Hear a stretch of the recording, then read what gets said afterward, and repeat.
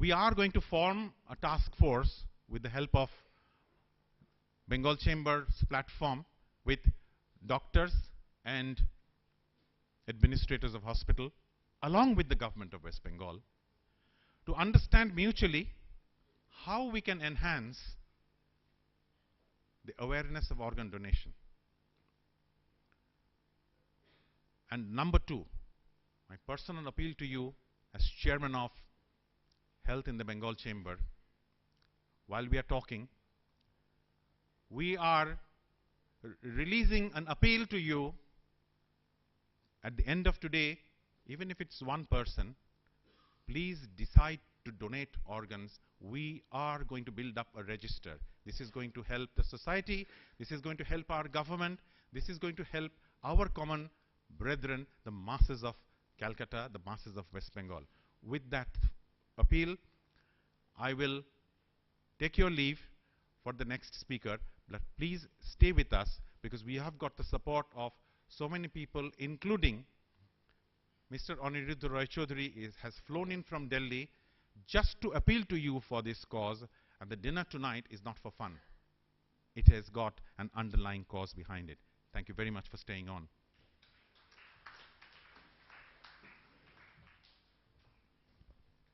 Thank you, sir, for sharing your vision with us. We will have a changeover video.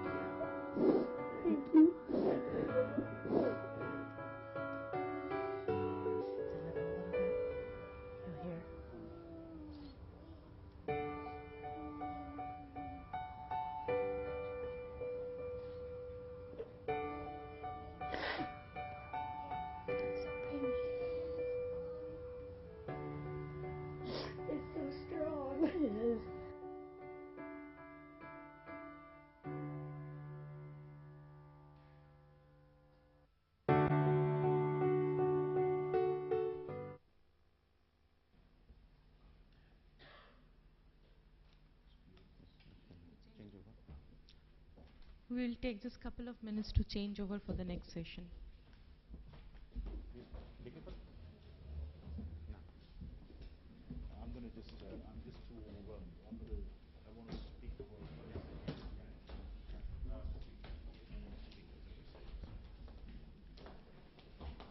Ladies and gentlemen, I've grabbed this microphone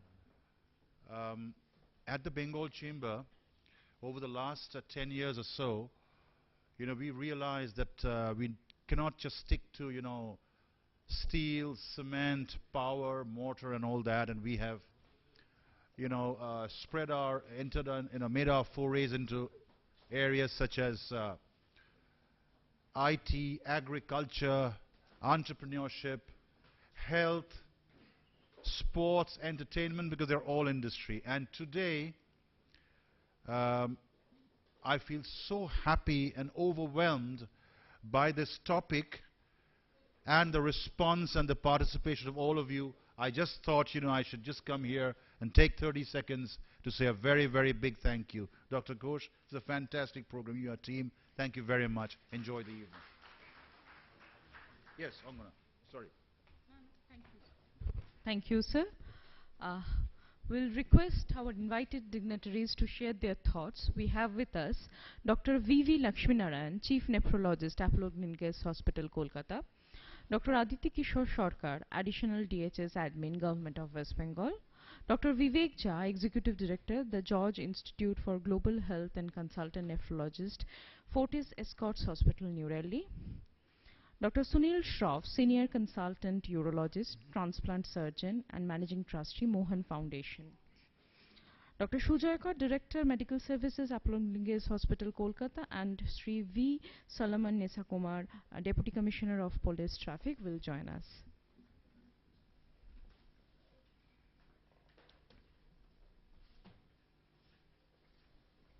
May I request Chairperson Emeritus to take the session forward?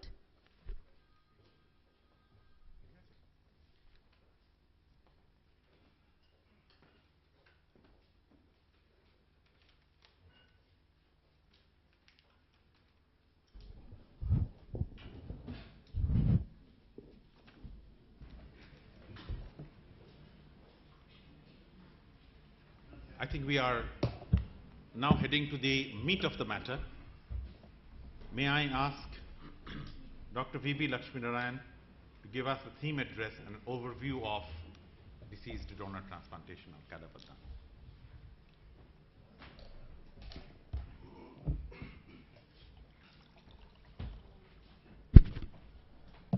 Good evening, ladies and gentlemen. It gives me great pleasure to be here with you all in the evening today, and thank you for sparing some time on a Saturday evening. A few months ago, when Dr. Ghosh bumped into me in the hospital, and he said he wanted to organize a program on deceased donor awareness program under the auspices of the Bengal Chamber of Commerce, I had a small doubt in my mind till, of course, it got clarified by Shrutana Ghosh's parting remarks about the involvement of the Bengal Chamber in other areas of activity other than cement, steel, and concrete. In fact, nothing could be more relevant than organizing a program on deceased donor awareness, where of late there have been some press headlines made in the last few months in Bengal, much later than what has been happening in the rest of the country, but it is better late than never. And perhaps this is, nothing can be a more appropriate time than this for organizing this program to that extent. I think Dr. Ghosh's effort has been very contemporary and relevant. I'll touch upon a few aspects of thoughts which come to my mind. A lot of technical details will be, of course, addressed to by the other speakers. Whenever we start any program in our country, we always think of Lord Ganesha. And Lord Ganesha is probably, in our mythological concepts, the first human transplant that may have happened. The legend goes that when Parvati was changing and she wanted Ganesha to stand guard, Lord Shiva wanted to get in. And at that time, Lord Ganesha said, well, you stop. And in his anger, Lord Shiva cut the head off. And then comes Parvati to appeal to Lord Shiva and say, what have you done? And then probably the first human transplant ever took place in our mythological concepts. So we are not really talking about Lord Ganesha. And when Lord Ganesha's transplant took place, probably 20th century concepts of organ transplant was never in their mind. And I'm sure Dr. Vivek Jha and Dr. Sunil Shroff will be aghast at how we today can't even make any effort into a xenotransplant, which is transplantation between various species. I do not think we will ever see that happening. That's one passing thought. The other passing thought that comes to my mind, which probably is the most significant development, was in the year 1954, when between Ronald Herrick and Richard Herrick, the first transplant, human successful transplant, took place in Boston. between two identical twins, and they made history. That paved the way for the understanding of today's, our understanding of the impediment to successful transplant, for which the immunological barrier makes the basis. And therefore, the concepts of why, what Sutana Ghosh referred to in his initial address, that in our country, why live related transplants have been promoted from the beginning. We always used to think that in our country, with generally large families, and I am a goalkeeper of a family of 11,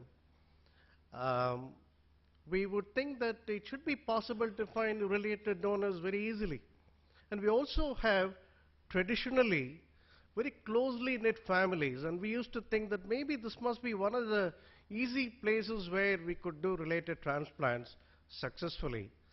Alas, that doesn't seem to be in reality. So therefore, over a period of time, when we find that we are not able to find a related donor, alternative avenues needed to come up.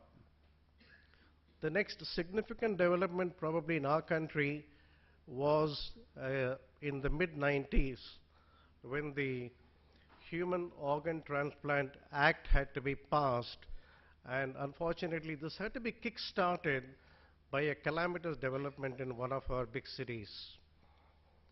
Be that as it may, something good came out of it, and the concept of brain death as a definition, which changed from the concept of clinical death we all used to carry, came about, by which it meant that in the event of an accident victim not being in a position to be saved and he is declared brain dead, his other organs could be salvaged and used to be transplanted into those who suffer from irreversible organ failures, and therefore their lives could be saved.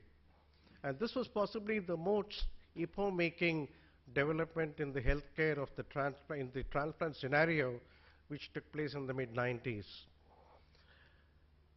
Unfortunately, center forms the law, but the state has to adopt the law in terms of healthcare delivery.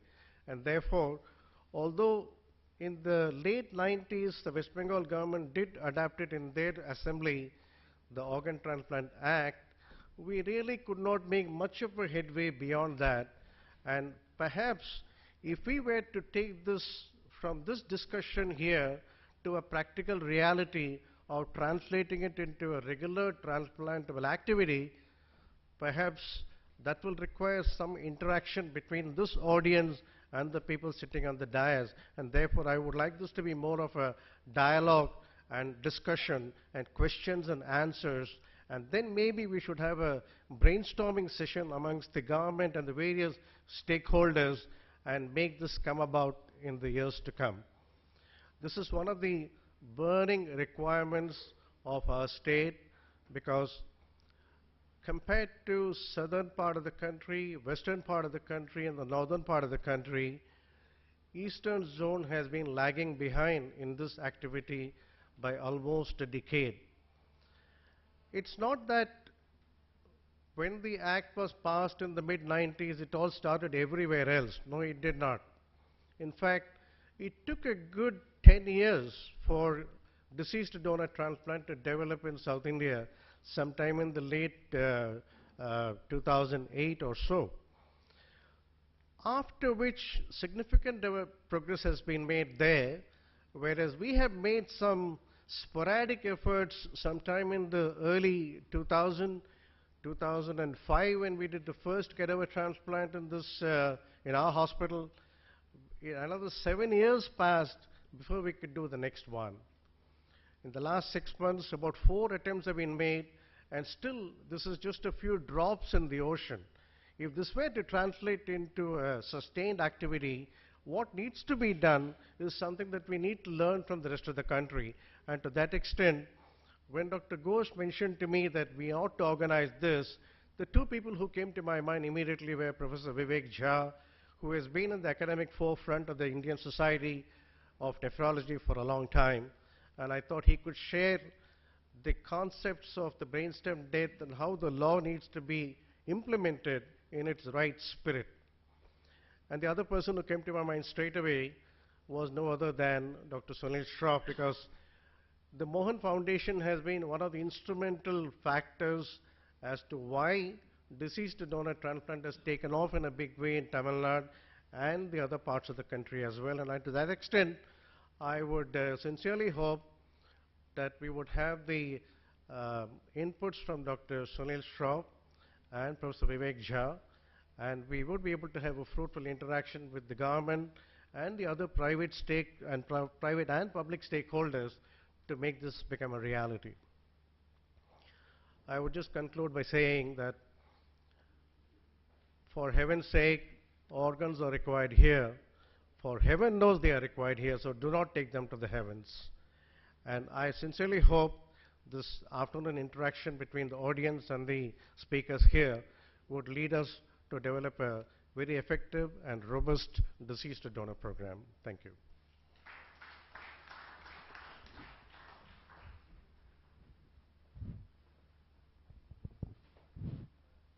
Hello. Thank you, Dr. Lakshminarayan. In West Bengal,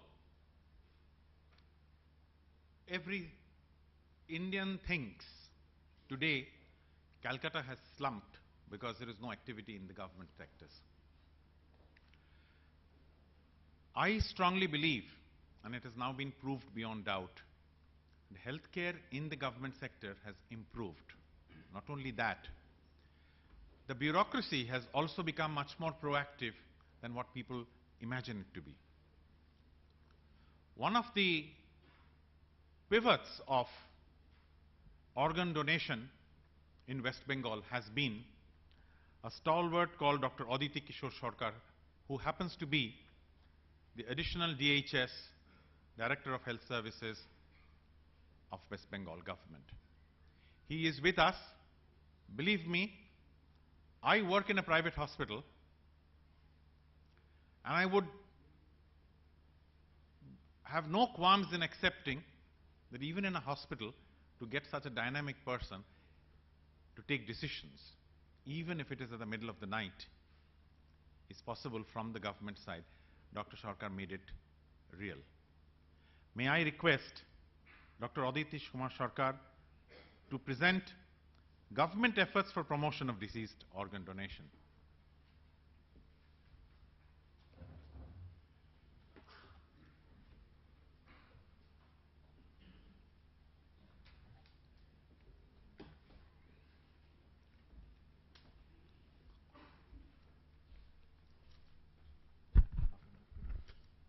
Respected dignitaries in the dais, my dear friends, ladies and gentlemen, this is my privilege to be with you to say something. Though I have already gained a lot of knowledges from my previous speakers, here I have come not to deliver some speech, but to gather knowledge and experiences. At first, I would congratulate these Bengal chambers for their organizing Cadaver Daan, which is a new name. That is, Cadaver is English name, English word, and Daan is Indian word. So that is the unique of this Cadaver Daan. Thank you very much. Now, I would tell something about organ donations, transplantations.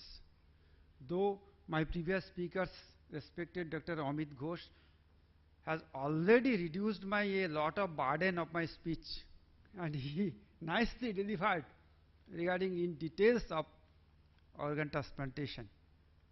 We know that any of our organ which has been given by God or nature, whenever it gets inactive, it should be replaced. Suppose in case of kidneys, in chronic kidney diseases, both of two kidneys are inactive.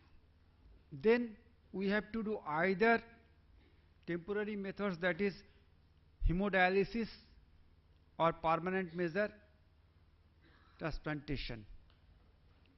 Regarding transplantation, there are two ways: transplantation from living body, transplantation from brain stem dead body, that is cadaver. Cadaver is not that somatic dead body, it is brain stem dead body, where corneal reflex is absent, pupillary reflex is absent, pupil fixed and dilated, doll's eye movement is absent, spontaneous respiration is absent, that is apnea developed, only heart is working, and lungs is working by support system in ventilation. Now, in case in previous days, from the time of first act, National Act, Transplantation of Human Organ Act 1994, which has been converted to Transplantation of Human Organ and Tissue Act 2014. Previously, what was being done? A living body's organ was to be donated to the deceased person. You know, there is a living donor. Maybe that living donor may be related or unrelated. Related means near related, either maritally related or blood related. First level of relation, from vertically top down, grandfather, grandmother, mother, father, son, daughter, grandson, granddaughters, like that, or bottom up. That is vertical blood relation. And marital relation, horizontal, husband, wife, wife, husband. But in fact, we have seen that in unrelated donation, there were a lot of corruption and money laundering and organ trading we have noticed. Do you know what is the unofficial information about rate of one kidney in market? Can you guess? 14 to 16 lakhs one kidney, unofficially. And the donor gets only 50,000 to 1 lakh, and rest amount is being distributed by rackets. There is a very notorious nexus of rackets was and is still prevailing in our state. And even after starting of this cadaver donation, they are continuously trying to massacre our effort. They are continuously pointing out to find our faults. But we are not such like that we would be stopped by their bad attitude and bad attempt.